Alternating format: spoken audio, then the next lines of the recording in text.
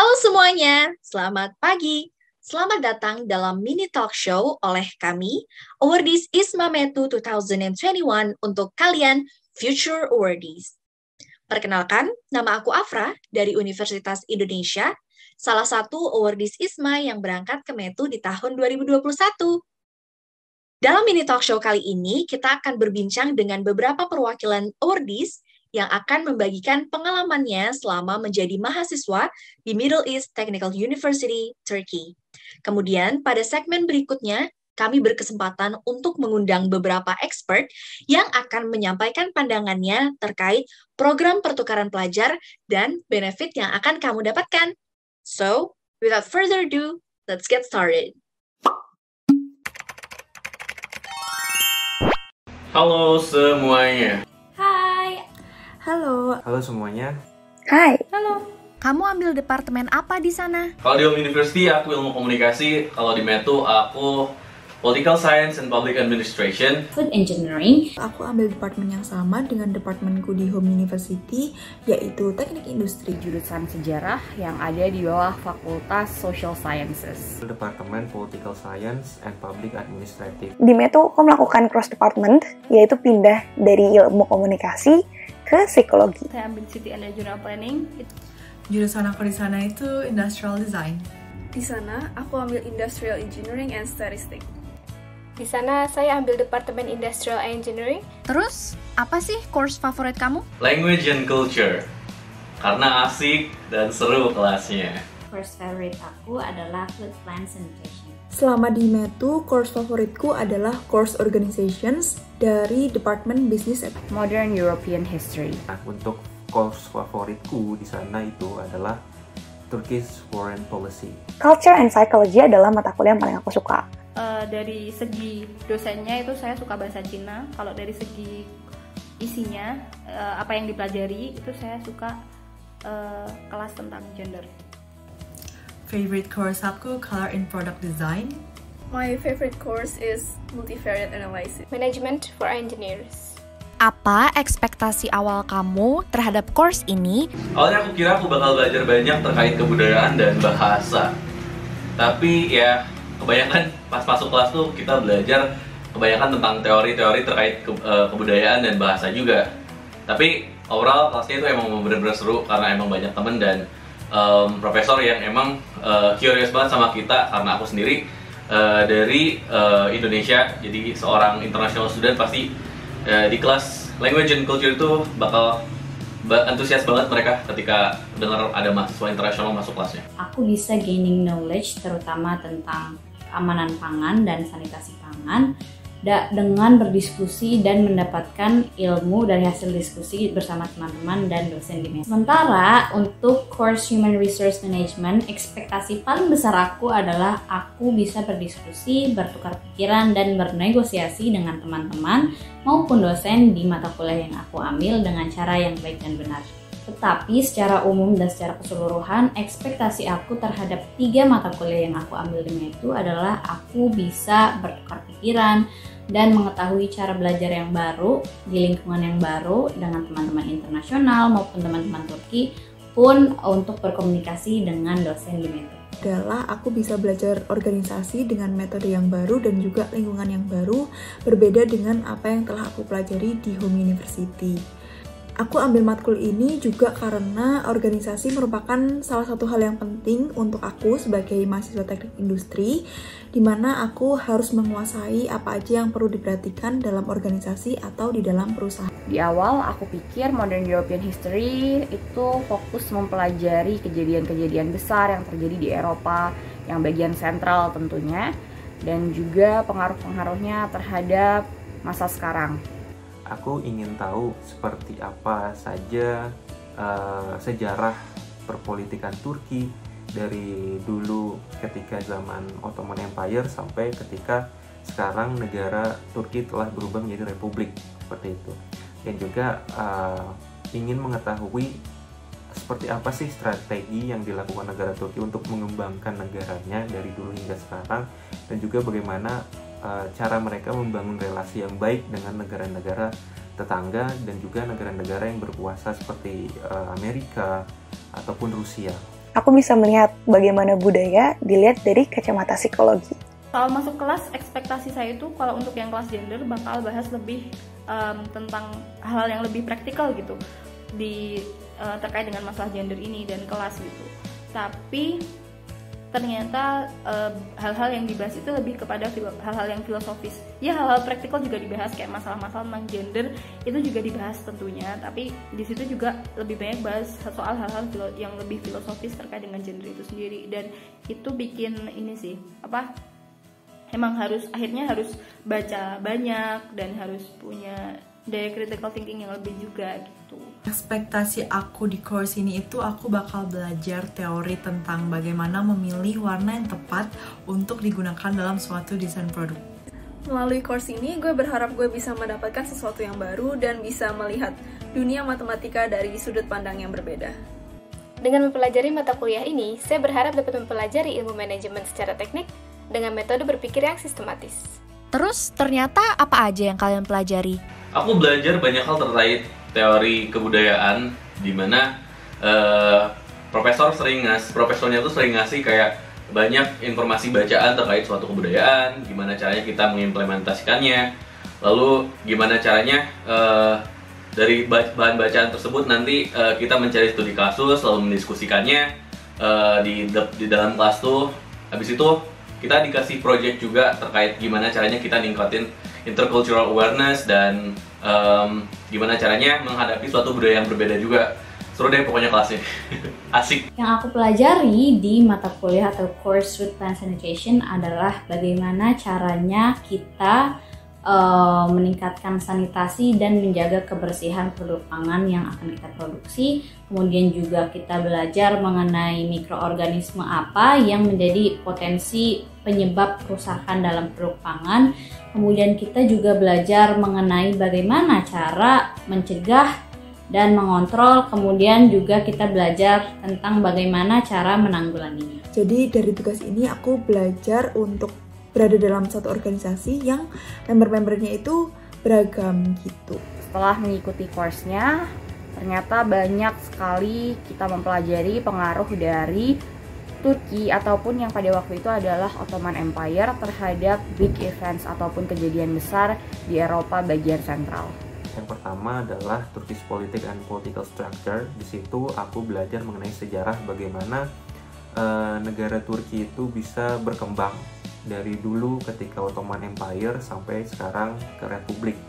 Dan juga aku belajar bagaimana sultan-sultan Turki dahulu itu bisa membangun negaranya, membangun kekaisarannya itu seperti apa, dan bagaimana transisi antara kesultanan ke menuju negara Turki yang republik seperti sekarang ini. Itu ada transisi, dan situ aku juga mempelajari seperti apa kok bisa Ottoman Empire itu runtuh dan digantikan oleh presiden. Itu aku pelajari juga gitu, dan karena aku juga mempelajari sejarahnya di matkul tersebut. Kalau yang saya pelajari di sana itu ada yang pertama kan tadi kelas gender itu, terus habis itu kelas bahasa Cina, sama kelas tentang pendidikan kelasnya pendidikan anak usia dini. Itu kelasnya adalah tentang kesehatan ibu anak dan pertolongan pertama. Jadi kita bahas soal penyakit-penyakit yang biasanya menyerang anak, kecelakaan yang biasanya menyerang anak, terus habis itu kesehatan seorang ibu tuh gimana, terus gimana biar kita bisa mencegah misalnya penyakit-penyakit tertentu. Terus kita juga bahas-bahas soal spektrum autisme dan banyak hal lain. Yang dipelajari dalam course ini itu tentu saja intinya adalah belajar tentang teori warna. Namun gak hanya itu, kita juga diajarin tentang bagaimana memilih warna yang tepat dan bagaimana kita sebagai seorang desainer harus menggunakan warna secara sadar dalam proses desain kita. Maka dari itu di course ini kita nggak hanya diajarkan tentang teori-teori aja, melainkan kita juga diajak untuk terjun langsung mempraktekkan teori tersebut ke dalam berbagai project design. Gue belajar banyak banget cara mengolah data, khususnya data yang berjumlah besar dengan multivariate analysis. Selain itu, kita juga diajarkan nih bagaimana aplikasinya di dunia nyata.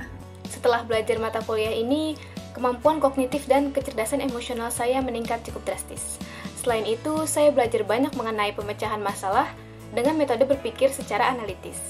Kendala atau challenge selama kalian mengikuti kelas itu apa aja sih? Kalau kendala sih, mungkin awalnya di kelas itu tuh aku agak susah menyesuaikan diri karena aku berasa agak takut kalau misalkan aku dari budaya yang berbeda, mereka mungkin akan agak gimana gitu. Tapi karena ini kelas language and culture, mereka nerima aku apa adanya karena mereka pasti antusias banget ketika ya seperti aku bilang, ketika ada mahasiswa internasional pasti mereka antusias. Kendala yang paling terasa saat berkuliah di METU adalah kendala bahasa, karena terkadang saat kita melakukan perkuliahan sehari-hari, beberapa orang ataupun dosen METU sendiri beberapa kali menggunakan bahasa Turki untuk berkomunikasi dengan mahasiswa. Challenge yang paling kerasa selama ngambil matkul organizations adalah tentang mahasiswa-mahasiswanya. Jadi mahasiswa di matkul organizations ini khususnya itu udah pada siap untuk melaksanakan kelas gitu. Jadi setiap kelas mereka udah menyiapkan pertanyaan untuk diajukan ke dosen. Jadi nanti dalam satu kali pertemuan kelas itu, selain dosen memaparkan materinya, mahasiswa itu juga diminta untuk berperan aktif, untuk bertanya, berdiskusi, dan juga berpendapat. Kemudian dosen itu juga sangat mengapresiasi apapun yang dikatakan oleh para mahasiswa. Hal paling sulit saat mengikuti course tersebut adalah kurangnya informasi ataupun referensi yang mungkin didapat mahasiswa jurusan tersebut di semester lain ataupun dari mata kuliah lain. Kendala atau challenge-nya adalah pastinya di bahasa. Walaupun di METU itu diajarkan menggunakan bahasa Inggris, full bahasa Inggris, tetapi terkadang ada saja mahasiswa yang bertanya menggunakan bahasa Turki gitu. Dan dosennya juga menjawab menggunakan bahasa Turki. Jadi ketika di momen tersebut aku kayak bingung gitu, apa yang mereka bicarakan dan apa yang mereka bahas seperti itu. Jadi ya nggak semua sih, tapi ada beberapa mahasiswa yang masih suka bertanya menggunakan bahasa Turki. Kendala yang aku hadapi selama kuliah adalah aku harus mencoba untuk bisa mengimbangi pola pikir anak psikologi. Ditambah, ini adalah mata kuliah tahun keempat. Kemudian teman-temannya juga kompetitif. Jadi pada saat diskusi, mereka udah bisa langsung mengacu ke referensi-referensi yang lebih luas. Sedangkan aku mesti coba buat terus ngimbangin gitu. Kayaknya kendalanya mungkin kalau bahasa nggak terlalu, tapi emang kadang-kadang biasanya dosennya tuh tiba-tiba nyeletuk bahasa Turki yang saya tuh nggak paham, atau kadang nyeletuk bahasa Turkinya agak kepanjangan, karena idealnya harusnya itu pakai bahasa Inggris, tapi kadang-kadang emang nyeletuknya agak kepanjangan pakai bahasa Turki. Tapi mereka tuh umumnya sangat understandable gitu kalau ada mahasiswa asing dan mereka tahu kalau kita tuh mahasiswa asing, mereka pasti pakai bakal full English. Mungkin sekali lupa kalau ada mahasiswa asing mungkin, tapi mostly mereka sangat mengerti sih itu Bu. Jadi kayak pakai full English. Mungkin ada jelasin dikit-dikit gitu pakai bahasa Turki kalau ada anak dari Turki yang nanya sesuatu gitu, dikit-dikit aja. Kendala yang aku alami selama mengikuti course ini itu lebih kepada aku belum terlalu familiar dengan jurusan industrial design secara umum, sehingga waktu buat project itu terkadang aku masih bingung step-step apa aja yang harus aku lakuin. Sedangkan teman-teman aku di kelas itu rata-rata merupakan third year or fourth year student, yang berarti mereka bisa dibilang udah jago dalam bidang ini. Jadi ya aku harus belajar 2 kali lebih giat daripada mereka, 2 kali lebih giat juga daripada aku yang biasanya, supaya aku nggak ketinggalan dengan mereka dan at least aku bisa berada di level yang sama dengan mereka. Kendala yang paling sering gue rasain adalah mahasiswa di sana sangat kompetitif, tapi dalam arti yang baik ya. Oleh karena itu, gue harus memberikan usaha yang lebih untuk mengejar ketertinggalan tersebut. Kendala yang paling sering dirasain yaitu mahasiswa sana sangatlah kritis. Mereka seringkali menanyakan hal-hal praktis seperti membuat contoh permasalahan hanya untuk mempertanyakan relevansi suatu teori. Usaha yang saya lakukan agar tidak tertinggal mereka yaitu membaca materi sebanyak-banyaknya dan mempelajari studi kasus yang telah ada sebelum menghadiri kelas, agar saya siap untuk belajar.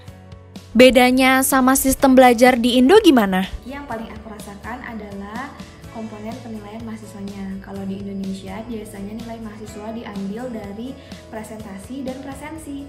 Namun kalau di Turki cukup beragam, dari presentasi, presensi, blog writing, proposal project, dan virtual discussion. Di METU khususnya, mereka sudah menggunakan bahasa Inggris secara penuh untuk semua mata kuliah dari segala jurusan. Untuk perbedaannya, biasanya setiap 1 jam pelajaran diberi jeda selama 15-20 menit untuk dilakukan istirahat lalu melanjutkan ke pelajaran selanjutnya. Menurutku untuk sistem belajar itu tidak jauh berbeda dengan di Indonesia. Tapi yang lebih aku point out itu adalah kita lebih aktif di kelas. Apalagi untuk diskusi bersama tuh, kita lebih aktif daripada di Indonesia. Kalau rasaku sih sama aja sih sama di Indonesia pembelajarannya. Kalau yang course-course yang aku ambil sih ya kayak gitu sih rasanya. Jadi dosennya ngomong di depan, terus kita dengerin, nanti ditanya-tanya, nanti abis itu dikasih tugasnya pengen bikin esai gitu, abis itu udah ujian gitu aja sih, gak beda. Terus gimana cara kalian adaptasi di kelas? Cara aku beradaptasi di kelas adalah dengan membangun hubungan baik dengan teman dan dosen. Hal ini akan membantu kita untuk lebih mengenal suasana kelas, sistem penilaian, dan aturan-aturan selama kelas berlangsung. Mengakrabkan diri dengan teman-teman Turki atau teman-teman internasional yang lain. Untuk beradaptasi, biasanya aku mengirim email ke dosen dan bertanya apakah sudah ada tugas atau adakah hal yang harus aku pelajarin untuk mengejar ketertinggalan di kelas. Kalian tuh harus terbuka, open kepada setiap mahasiswa. Semua jadikan teman. Mungkin emang berbeda latar belakang, sifat, keunikan masing-masing berbeda. Nah itu mesti kita terima. Yang kedua, kita nggak perlu takut untuk bertanya dan menjawab kayak gitu. Sama aja sih sama kayak sekolah biasa ya, palingan sejenis kayak misalnya kita jadi murid baru itu kita kan kalau misalnya butuh teman ya reach out duluan atau mungkin mereka yang reach out kita duluan ya, tergantung sih. Intinya sih banyakin aja teman-teman yang sekelas, jadi kita bisa saling bahas-bahasan gitu biar nggak terlalu kebingungan. Pertanyaan terakhir, kondisi pembelajaran yang beda banget dari Indonesia dan sangat berdampak positif menurut kamu. Kondisi pembelajaran di Metu Turki yang berdampak positif pada diri aku adalah lingkungan belajar yang kondusif dan teman-teman yang ambisius. Hal ini mendorong aku untuk lebih semangat belajar dan pantang menyerah. Yang membedakan kondisi belajar di Indonesia adalah di sana banyak sekali tempat-tempat yang menarik seperti perpustakaan dan taman-taman yang dapat membuat saya lebih tenang untuk belajar. Yang paling memberi dampak positif bagi aku adalah biasanya dosen di Turki menganut work and life balance di mana pekerjaan dan kehidupan pribadi berjalan dengan seimbang. Aku lebih termotivasi dan terpacu untuk belajar karena dalam pembelajarannya itu kita difasilitasi, dimudahkan untuk mahasiswa. Lalu untuk pendapat dan opini mahasiswa sendiri tuh kita lebih terbuka gitu ya, jadi nggak ada yang salah, lalu diberikan insight masing-masing seperti itu. Jadi kan aku kan FKG nih, nah FKG tuh kami kan ada KP atau kuliah pengantar, terus tutorial, terus jenis diskusi, sama skills lab. Nah walaupun begini, tapi kami itu tidak pernah ada tugas nulis esai. Nah kebetulan course yang aku ambil ini salah satunya itu ada disuruh bikin esai kayak research summary gitu, yang harus masukin referensi segala macem, dan itu kan sama sekali nggak tahu aku caranya. Nah jadi karena baru belajar di situ, ya akhirnya aku tahu cara menulis karya ilmiah ya gitu-gitu. Karena sebenarnya ya aku nggak pernah belajar atau disuruh bikin yang begituan, jadi ya begitu deh.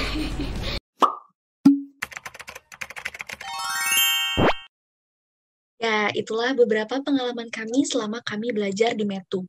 Bener-bener pengalaman yang nggak ada duanya, dan kalau teman-teman penasaran, please kindly check out our Instagram account, isma.metu, atau jika ingin melihat pengalaman awardees lainnya dari seluruh dunia, check out isma_ri.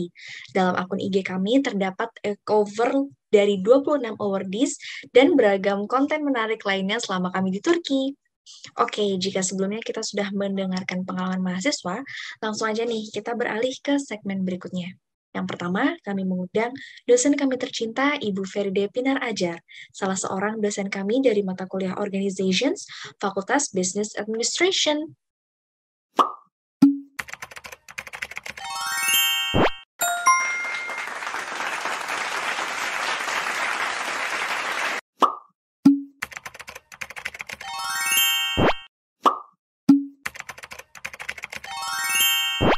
Good morning, Pinar Hojam. My name is Afra. Welcome to our mini talk show. How are you? Great. Thank you very much for having me, Afra. And it is nice to see you again after the break. It was wonderful to have you and your friend in my class. So thank you very much for inviting me. Oh my God, I'm so glad to hear that. And you are always the sweetest lecturer ever. Thank you for agreeing to come amidst your busy schedule. We're so grateful to have you here. Thank you very much.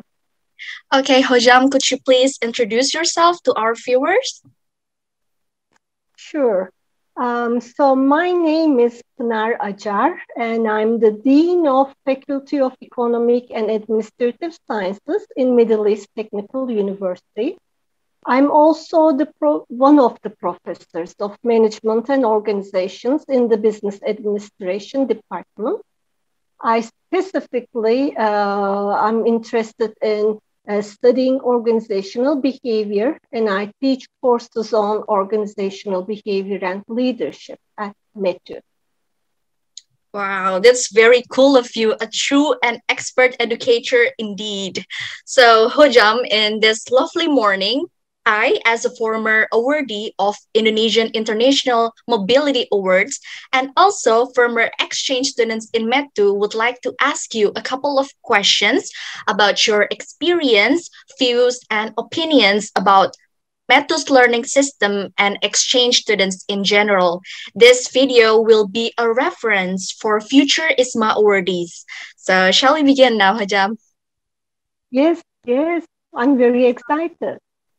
Okay, for the first questions, could you please tell me about the courses that you taught in METU and the learning system of METU in general? Okay, so I teach courses on management and organizations at METU in the Business Administration Department. I teach organizational behavior. I have an elective course on leadership. And I also teach strategic management, which is the capstone course for the graduating Business Administration Department students. So at METU, we understand the importance of having a hands-on experience. And therefore, we try to integrate as much experiential activities, case studies, and simulations, as well as guest lecturers from the industry in our lectures.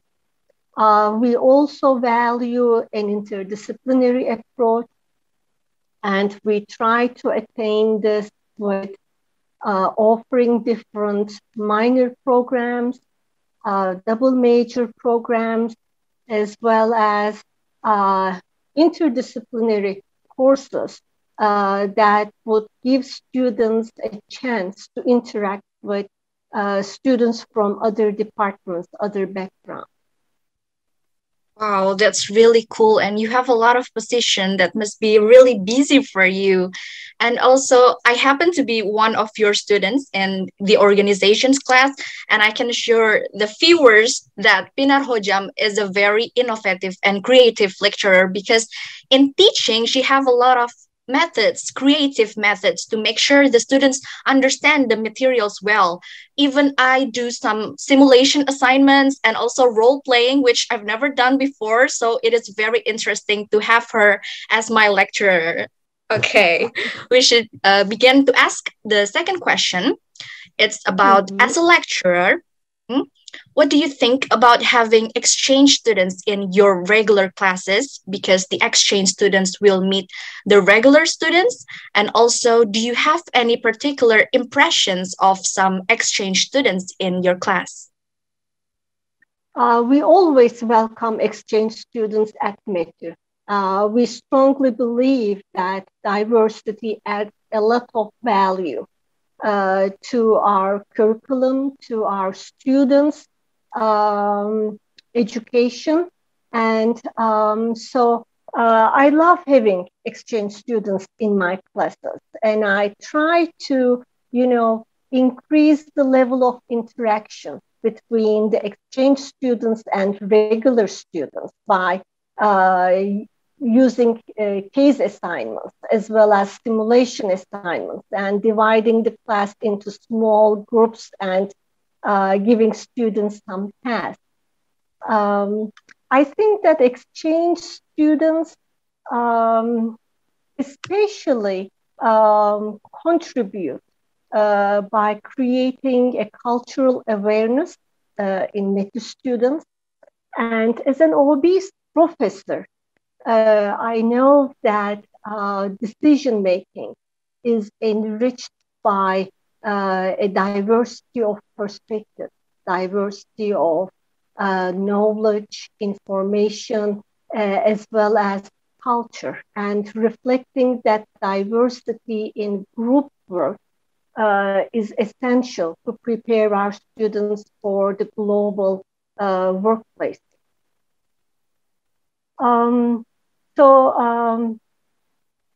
We know from decades of research in organizational behavior that to make effective decisions, you have to have a diversity of perspective. But we also know that just having that perspective present by creating diverse teams is not sufficient. Because when you put people in a team with those who are different from each other, the benefits of diversity do not accrue spontaneously. It doesn't happen naturally. People also need to have some skills that would help them communicate with people who are different. They should have skills that would help them identify these different perspectives and synthesize them. So one of my aims in my courses is to help students develop these skills so that they can communicate and coordinate with people who have different mother tongues, native languages, people who come from different parts of the world, as well as people who come from different disciplines.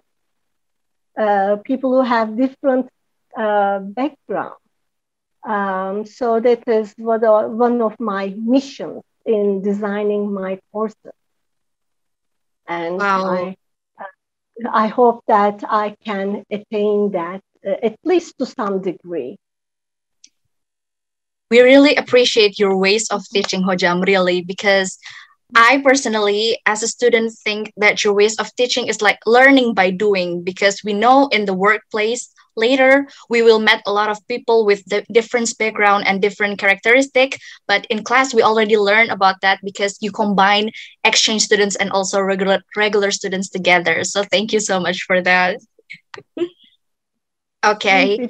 It was great having you guys in my class. We're glad to hear that. Okay, we'll move on to the next questions. So for us as international students or exchange students in METU, we're able to choose several courses from different departments. So in your opinion, as the lecturer, is it better for the students since they're able to gain knowledge from different perspectives? Or is it actually not effective for exchange students to absorb the materials from such different departments taught in class? I'm a fan of interdisciplinary approach. And this is the fact of the world today. The problems that we face today, the problems that organizations face today are multifaceted, complex problems. They cannot be tackled by one single discipline. We need a multidisciplinary approach to address these important problems. And to be able to do that, we have to start at college education level. We have to equip our students with this skill of interacting with people from different disciplinary backgrounds. They should know how to communicate and coordinate people who have a different perspective, people who look at the problems from a different angle, and people who use different terminologies, maybe. And the sooner we start doing that, the better it is going to be for addressing these important global issues. So we should have an interdisciplinary and multidisciplinary approach, and we should start doing that at college education by integrating students as much as possible.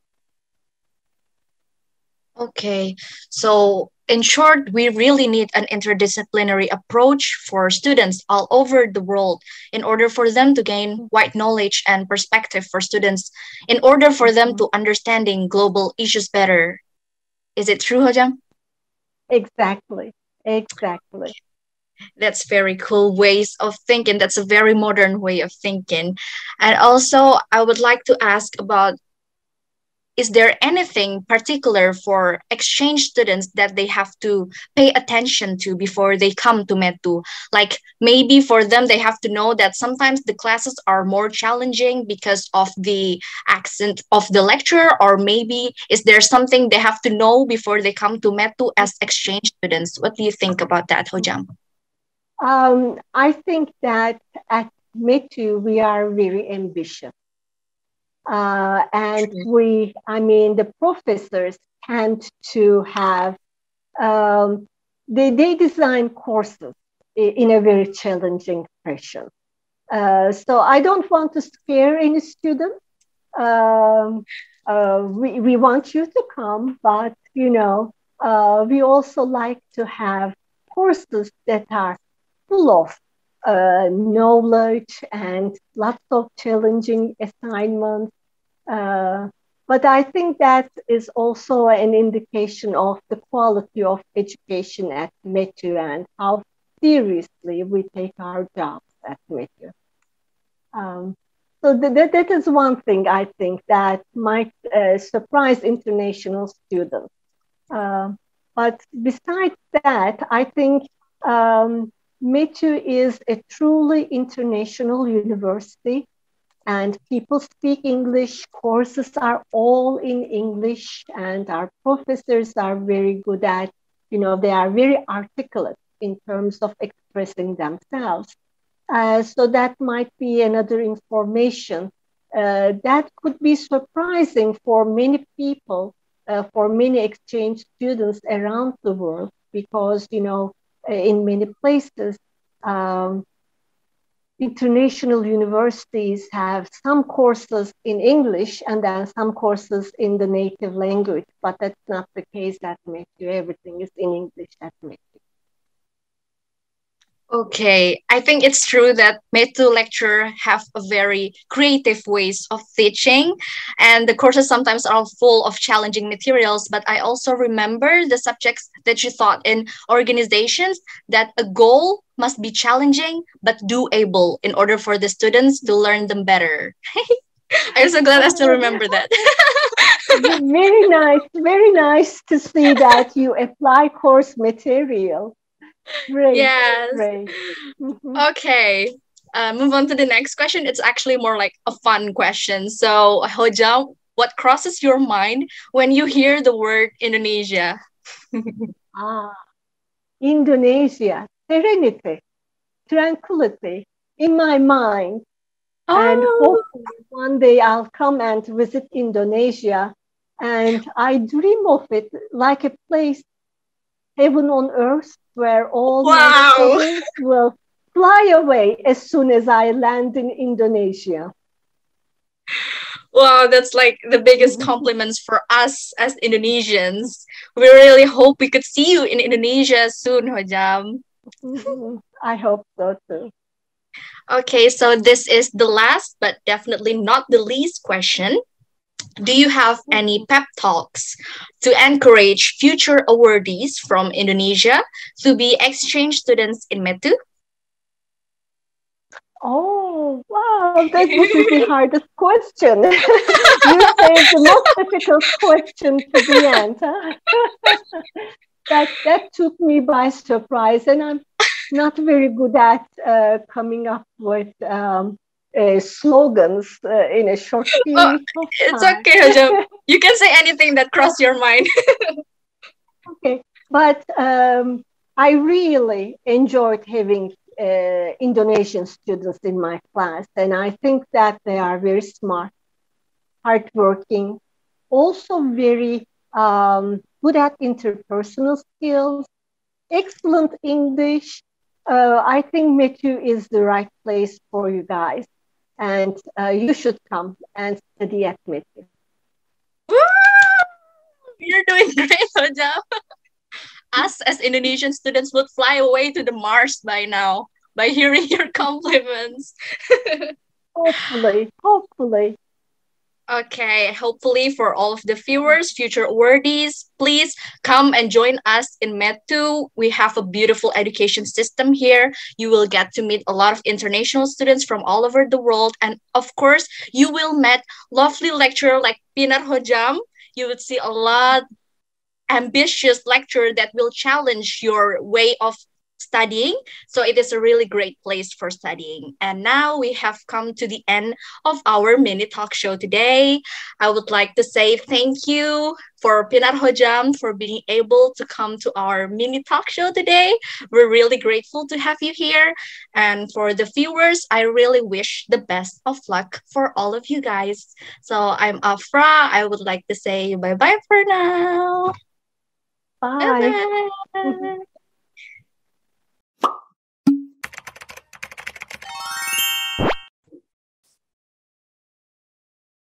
What a lovely person, Mrs. Pinar, right? She is the loveliest. Oke, sekarang kita beralih ke pembicara expert berikutnya.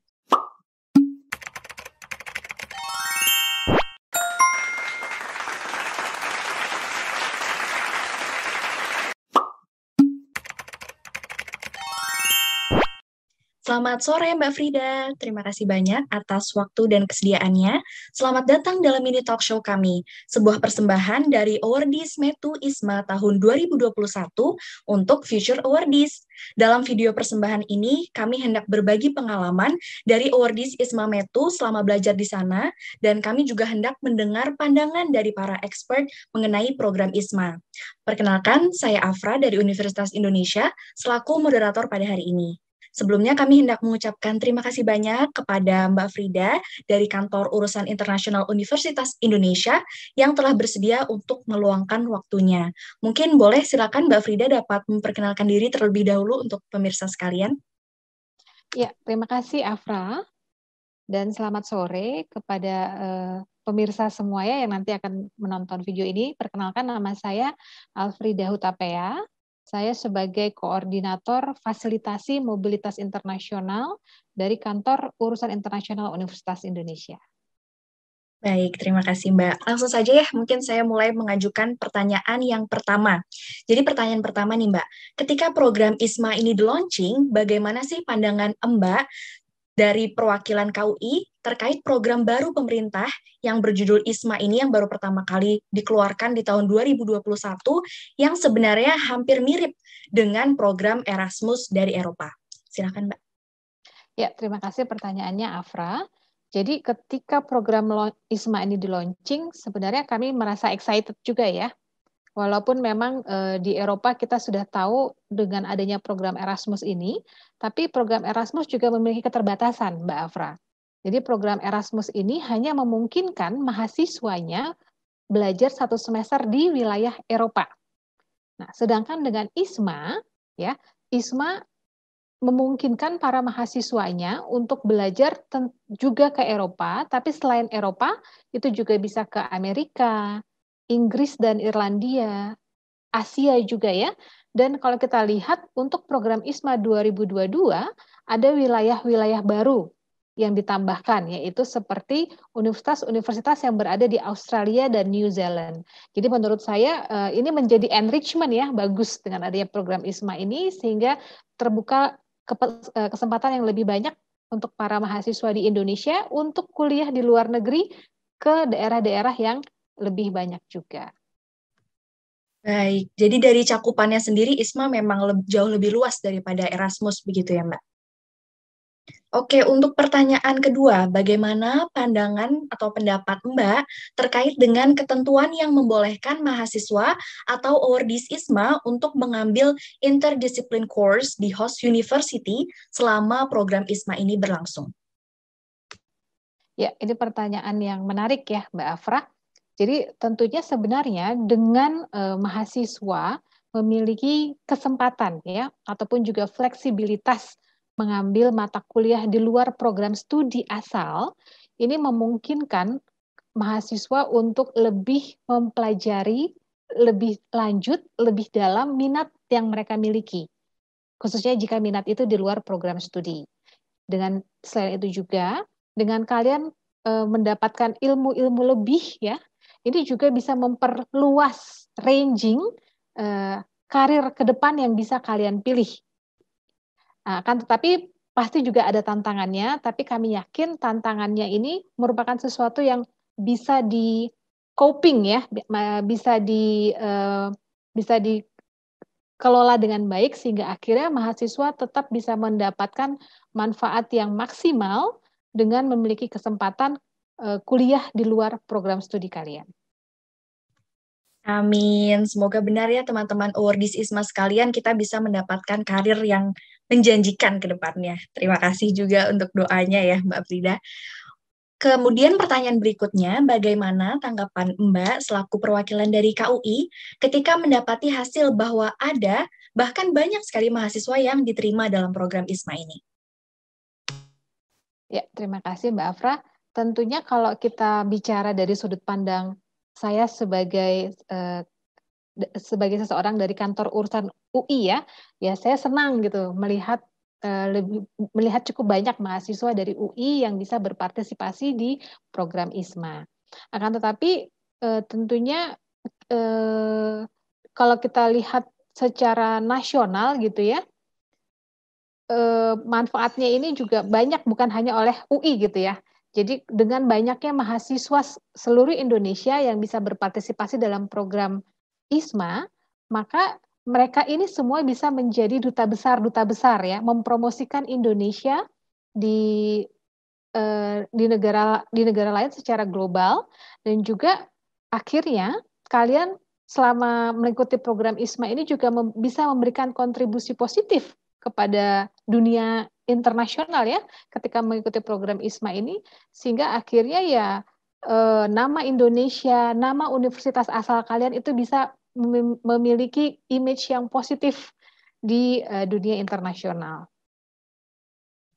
Baik, setuju sekali Mbak. Dan sedikit menambahkan mungkin ya sedikit informasi bagi teman-teman, kami selaku awardees di tahun 2021 itu mendapatkan challenge namanya Sumpah Pemuda Challenge dari ISMA RI, dan di sana dalam programnya kami harus mengenalkan mengenai budaya Indonesia kepada teman-teman kita di host university, dan itu memang merupakan sebuah wadah program bagi kita mahasiswa Indonesia untuk lebih mengenalkan tentang Indonesia kepada teman-teman kita dari luar. Jadi sangat berkaitan dengan apa yang baru saja Mbak Frida sampaikan. Kemudian beralih ke pertanyaan berikutnya, saya ingin menanyakan nih, apakah ada target atau harapan khusus yang dibuat oleh kantor urusan internasional dari universitas untuk program ISMA di tahun 2022 nanti? Ya, tentunya Mbak Afra, kami ingin lebih banyak mahasiswa ya yang bisa menjadi penerima beasiswa ISMA ini, baik itu dari UI ataupun dari universitas lainnya. Nah, akan tetapi bukan hanya dari segi kuantitas, Mbak Afra, yang kami harapkan, tapi juga dari segi kualitasnya nih. Ketika para mahasiswa mengikuti program ISMA ini, bagaimana mereka bisa mendapatkan mendapatkan manfaat yang semaksimal mungkin gitu. Jadi kalian bisa mendapatkan manfaat secara akademik tentunya yang bisa dilihat dengan transkrip akademik yang nanti kalian dapatkan. Tapi bukan hanya secara akademik, tapi juga kami berharap agar kalian bisa meningkatkan kompetensi soft skill kalian gitu ketika mengikuti program ini, sehingga tentunya kalian bisa memiliki daya saing secara global gitu. Jadi kalian bisa menjadi pribadi-pribadi yang memang world class lah. Jadi tidak harus sangat percaya diri dan tidak malu gitu dengan persaingan global, persaingan internasional. Amin, amin. Senang sekali mendengarnya. Semoga dengan mendengar itu juga teman-teman semakin termotivasi ya untuk mengikuti program ISMA ini. Dan jangan takut gagal, karena justru kegagalan yang sebenarnya adalah ketika teman-teman tidak berani mencoba. Baik, ini pertanyaan berikutnya lebih ke pertanyaan senang-senang kali ya Mbak. Jadi apa sih yang terlintas di benak Mbak ketika mendengar kata Turki? Colorful, Afra. Asik, setuju banget sih Mbak, apalagi di Turki itu kan kotanya banyak banget dan semuanya memiliki ciri khas masing-masing dengan tone warna yang beda-beda. Ya kayak virtual background kita ya Mbak, colorful. Iya, betul sekali itu. Oke, tidak terasa kita sudah sampai di penghujung pertanyaan. Ini pertanyaan terakhir ya Mbak, jadi saya ingin menanyakan, apakah Mbak bisa memberikan semacam wejangan atau pep talk gitu untuk teman-teman Future Awardees yang mungkin sedang menyaksikan video ini? Oke, untuk teman-teman semua, ya saya ingin mengatakan bahwa pertama jangan ragu ya untuk mulai daftar program ISMA, entah yang tahun ini, kalau misalnya tahun ini pun belum sempat ya, tahun depan mudah-mudahan masih ada programnya. Jadi jangan ragu untuk mendaftar program ISMA, karena kalian harus yakin bahwa sebagai pemuda-pemudi Indonesia, kalian adalah bagian dari kaum muda dunia, ya. Dan pastikan ketika kalian menjadi salah satu awardee ISMA, kalian juga tetap bisa memberikan kontribusi atau giving back, ya, secara positif untuk kalian sendiri, keluarga, masyarakat, dan dunia.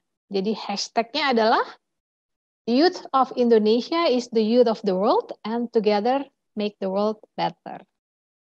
Terima kasih, Afra. Keren banget Mbak Frida. Baik, terima kasih banyak sekali lagi kepada Mbak Frida yang telah meluangkan waktunya untuk berbagi bersama teman-teman semuanya pada sore hari ini. Tentu kami sangat bersyukur mendengar inspirasi dari Mbak dan semoga kata-kata semua yang disampaikan dalam video kami ini dapat memberikan manfaat bagi teman-teman yang menonton semuanya.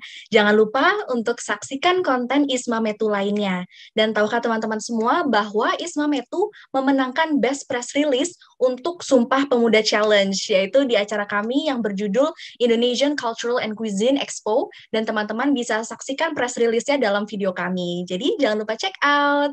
Kami mohon pamit undur diri. Good luck Future Awardees. Dadah. Dadah. Terima kasih. Terima kasih, Mbak.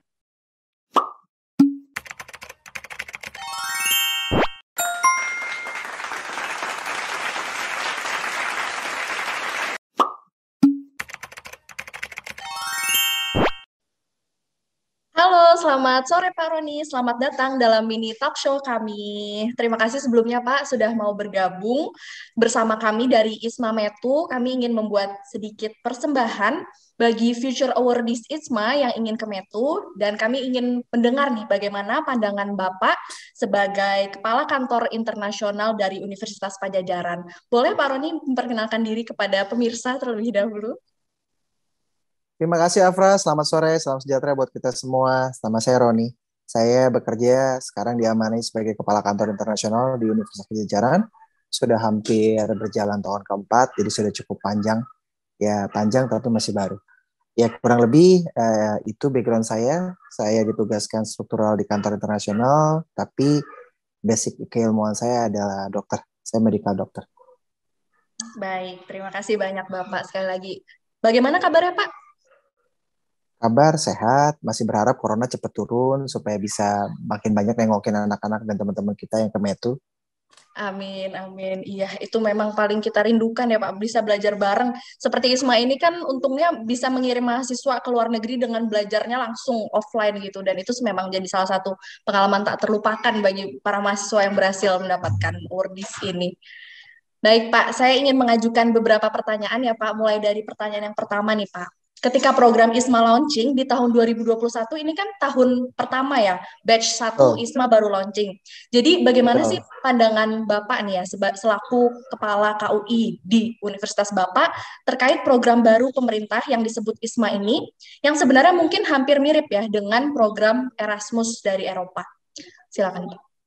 Ya, yang pertama tentunya karena itu digulirkan pada saat fase yang tidak sangat ideal begitu. Saya ingat sekali pada saat diajak diskusi awal-awal untuk peluncuran dan inisiasi program ISMA, ditanya apakah ini mungkin atau tidak dengan beberapa tim inti tentunya. Terus saya bilang di dalam konteks ini tentunya challenge selalu ada. Big challenge, big result begitu. Jadi dalam konteks ini tentu tidak mudah tetapi bukan mustahil untuk dikerjakan. Program ini membawa dampak yang sangat besar buat anak-anak kita. Membawa leap yang besar buat anak-anak kita. Karena untuk bisa mempersiapkan seorang pemimpin atau next leader yang mempunyai wawasan luas, anak-anak kita itu perlu dipersiapkan melihat dunia luas supaya wawasannya luas begitu. Dan bisa melihat di dalam perspektif yang bijak pada saat mereka mungkin kembali ke Indonesia setelah mereka bertukar tempat, belajar, berkenalan dengan orang-orang baru, melihat budaya baru. Cara pandang, cara berpikir, cara menganalisis, cara mengambil keputusan tentu tidak akan sama. Di sisi mereka juga belajar mungkin topik-topik dan subjek-subjek yang mereka ambil di tempat di mana mereka belajar. Apakah ini mirip dengan Erasmus? Tentunya serupa tapi tidak sama. Kenapa saya bilang demikian? Karena ketersediaan program yang serupa yang memungkinkan anak-anak kita untuk masif berangkat ke luar negeri itu hampir nggak ada. Biasanya program tersebut terkait untuk dosen, beasiswa S2, beasiswa S3, begitu ya. Exchange untuk postdoktoral sama itu ada di inisiasi oleh Dikti.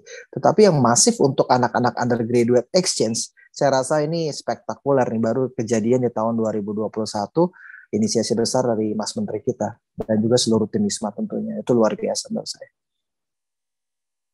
Baik, terima kasih banyak Pak atas jawabannya. Sebelumnya jawabannya benar-benar membuat saya merinding ya Pak, seperti ikut motivational talk jadinya ini jatuhnya. Itu sebabnya anak-anak kita pada berangkat ke Metu, karena mereka jadi pengen lihat dunia luar begitu ya. Oh iya, saking tergugahnya ya dengan semangat saking dari tergugahnya Bapak. Ya. Iya. Baik, beralih ke pertanyaan berikutnya nih. Apa pandangan Bapak terkait ketentuan yang membolehkan awardees ISMA atau mahasiswa untuk mengambil interdisiplin course di host university mereka selama program ISMA ini berlangsung? Begini, kita hidup itu tidak bisa hanya bersandar kepada satu bidang keilmuan. Saya selalu bercanda bahwa saya ini di satu hari dikasih hadiah sama teman saya, kaos baju, itu tulisannya Vkom.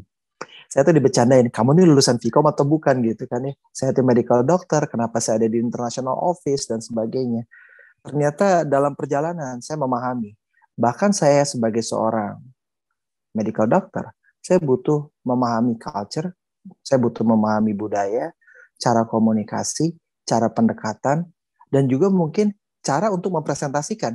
Yang mana itu di kedokteran itu yang ilmunya belajar tentang obat-obatan, cara periksa, laboratory activity, lihat slide-slide, lihat tikus-tikus begitu ya, itu hampir mungkin jarang untuk dibahas secara kontekstual. Setelah ada perubahan sistem kurikulum, sekarang itu mulai lebih dalam dibahas.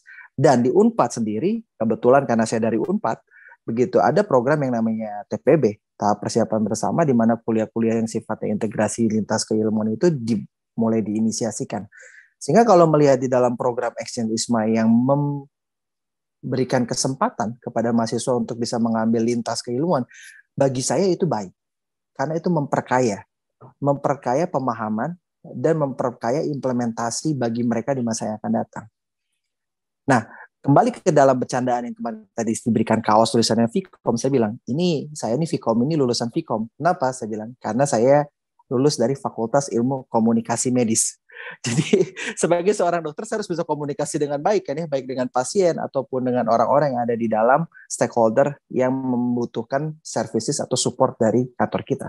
Sehingga ilmu untuk mengkomunikasikan itu kan tidak mudah, dan itu ada pelajaran dan ada ilmunya. Di mana ada kurikulum tentang komunikasi secara spesifik dan mendalam begitu di kedokteran? Mungkin tentu tidak. Tetapi dengan adanya cross keilmuan interdisciplinary dan dia bisa belajar, saat dia lintas ke negara lain belajar di sana, minimal dia akan melihat, oh bisa ya belajar dari situ. Mungkin dia ke METU, anak-anak kedokteran. Kok anak kedokteran ke METU ya belajar teknologi misalnya gitu. Tapi masalahnya, ternyata sekarang kan ilmu kedokteran tidak berdiri tunggal. Ada begitu banyak devices yang akhirnya dikembangkan. Dan itu background-nya kan medical engineering begitu. Nggak tunggal medis saja begitu, nggak tunggal belajar biologi aja. Implementasi tersebut yang cross, kolaboratif, interdisciplinary, mungkin itu yang perlu dibuka wawasan nih buat anak-anak kita semua.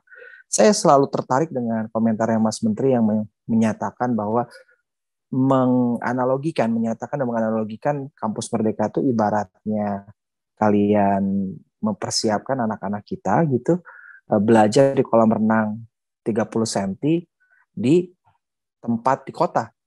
Pada saat nanti dia udah bisa berenang, suruh berenangnya di Laut Pangandaran. Bisa bayangin tuh bedanya kayak apa begitu. Padahal dunia kerja kita tuh kayak Laut Pangandaran begitu, kasarnya begitu. Yang ada ubur-ubur, ikan hiu kadang-kadang ya, siapa tahu ada ikan paus lewat gitu kan ya. Terus ada cumi-cumi gitu, belum yang ada karangnya, ada ombaknya gitu. Kita harus buat adik-adik kita dan semua teman-teman kita ini kan siap. Dan itu kan nggak bisa cuma sekadar hanya mengandalkan purely keilmuan kita. Tentu di dalam pengembangan riset, pure keilmuan itu penting. Tetapi di dalam implementasi ternyata ada banyak hal yang interdisciplinary dan cross study. Itu jawaban saya. Jadi Bapak sendiri memang adalah bukti nyata ya, supporter nomor 1 dari interdisciplinary belajar.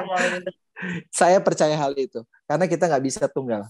Hanya mempelajari satu bidang ilmu. Tentunya kita tidak bisa masterai semuanya begitu. Tetapi ada bagian-bagian di mana kita membutuhkan pemahaman dan kedalaman dari bidang ilmu lain untuk kita bisa beradaptasi dengan challenge di dalam pekerjaan-pekerjaan real yang kita akan hadapi. Baik, saya setuju sekali dengan pandangan Bapak, karena menurut saya sendiri juga sebrilian apapun gagasan yang dimiliki oleh seseorang, apabila dia belum mampu menyampaikan idenya dengan sederhana terhadap orang lain, tentu ilmunya yang ia miliki sangat disayangkan gitu, kurang dipahami oleh pendengarnya. Dan belajar bersama anak-anak internasional melalui program ISMA ini sangat menanamkan worldwide collaboration bagi kita-kita sebagai mahasiswa dan juga bagi host university yang menerima kami juga tentunya. Baik, terima kasih Bapak atas jawabannya. Ini pertanyaan ketiga nih. Bagaimana pendapat Bapak ketika mendapati hasil bahwa ada bahkan banyak dari mahasiswa yang diterima oleh ISMA, boleh dari UNPAD sendiri dan dari Indonesia itu kan cukup banyak yang berangkat. Nah, bagaimana perasaan dan pandangannya nih Pak? Silakan. Saya senang. Kita membutuhkan begitu banyak orang untuk menjadi agent of changer, gitu. Kita nggak bisa stay on one or two person. Semakin banyak orang yang bisa memahami dan melihat secara konstekstual yang tepat, akan bisa mendeliver message itu dengan baik bagi semua orang yang lain yang mungkin akan bertanya atau berkomunikasi sama orang tersebut. Dengan semakin banyak anak-anak ini berangkat dari UNPAD begitu ya, misalkan simple, kita punya cukup banyak representatif yang berangkat ke banyak negara. Saat mereka kembali, mereka menjadi pembawa cerita-cerita, penjejak-jejak kaki di dunia begitu untuk menceritakan apa yang mereka alami di sana pada teman-temannya pada saat pulang. Baik teman satu angkatan, kakak kelasnya, adik kelasnya, semua akan tanya, gimana sih kemarin kalian waktu tinggal di METU? Gimana sih kalian waktu kemarin tinggal di NUS misalnya begitu? Gimana sih waktu kalian tinggal di UPenn misalnya begitu? Ini menjadi satu hal yang sangat penting. Dengan demikian, orang akan bertanya, memang di sana belajar apa? Apa yang penting? Apa yang bagus? Begitu. Kita bisa sharing dengan lebih details dan bisa sharing dengan lebih presisi. Sehingga orang-orang yang mendengar cerita kita juga bisa memahami kebermanfaatan dan target-target yang ingin disampaikan. Ini penting sekali. Karena kita nggak bisa lari. Kita ini hidup bukan cuma di negara Indonesia. Kita ini berdampingan dengan banyak negara lain. Kita ini bagian dari komunitas global. Kalau bagi saya, bagaimana caranya kita membawa UNPAD ke dunia global dan membawa dunia global ke UNPAD? Dengan mengirimkan lebih banyak orang, tentunya cerita dunia global itu akan sampai buat teman-teman kita yang ada di UNPAD. Dan ini adalah pesan yang sangat berharga buat adik-adik kita, buat teman-teman kita yang belum berangkat. Ternyata ada belahan dunia lain yang siap untuk berkolaborasi dan bekerja sama dengan teman-teman kita yang ada di UNPAD. Siap untuk membawa kebermanfaatan dan kemaslahatan buat orang-orang di UNPAD maupun di Indonesia. Itu jawabannya. Baik, wah bersyukur sekali pasti teman-teman mahasiswa UNPAD mendapatkan dukungan yang begitu luar biasa dari Kepala KUI UNPAD ya Pak. Terima kasih atas dukungannya. Saya sebagai mahasiswa ikut terharu gitu dengan dukungan Bapak. Sama-sama. Saya juga senang kalau bisa sharing dan bisa cerita. Mungkin kalau teman-teman cerita semua dengan teman-teman kita di UNPAD, ya saya paling senang kalau punya momen bisa ngobrol sama teman-teman kita di kampus. Baik, lalu selanjutnya Pak, bagaimana target atau harapan dari Bapak sendiri untuk program ISMA di tahun 2022? Yang pertama begini, tentu kita berharap semakin banyak orang yang bisa berangkat. Tapi di sisi lain, kuantitas itu kadang-kadang mengaburkan kualitas. Jadi saya sungguh berharap semakin banyak orang yang berangkat dan semakin berkualitas orang tersebut di dalam mengikuti program maupun outcome dari program. Karena saya selalu berkali-kali bertanya pada orang-orang, adik-adik, teman-teman saya yang mau berangkat scholarship. Saya nggak pernah tanya kamu di sana mau belajar apa.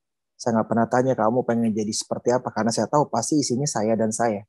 Kalau tanya motivasi, saya pengen jadi ini, saya pengen jadi itu, saya pengen belajar ini, saya pengen mengerti itu, saya bisa pengen implementasikan itu. Very good. Dan pertanyaannya, dan manfaat buat UNPAD-nya apa? Manfaat buat Indonesianya apa? Manfaat kalau kamu jadi jago, menjadi nomor 1 akunting di dunia itu implementasi real yang mau kamu kerjain saat kamu pulang apa? Misalnya begitu ya. Atau menjadi dokter paling hebat sedunia, terus pulang mau gimana? Oh, saya pengen bikin satu kursus gratis buat semua medical student yang ada di Indonesia supaya mereka bisa belajar teknik ini, saya jadi jago misalnya gitu. Kebermanfaatan itu yang saya pengen lihat sebenarnya. Jadi dengan semakin berjalannya waktu dan semakin meningkatnya kesempatan orang buat mengapply ISMA ini, tentu yang kami harapkan bukan cuma kuantitas yang bertambah, tapi kualitas, ekspektasi, dan outcome dari program ini bertambah. Jadi pada saat dia pulang bukan cuma sekedar konversi 20 SKS yang dia bawa, tapi dia bawa cerita, dia bawa network, dia bawa kolaborasi, dia bridging tuh organisasi student yang ada di METU dengan yang ada di UNPAD misalnya.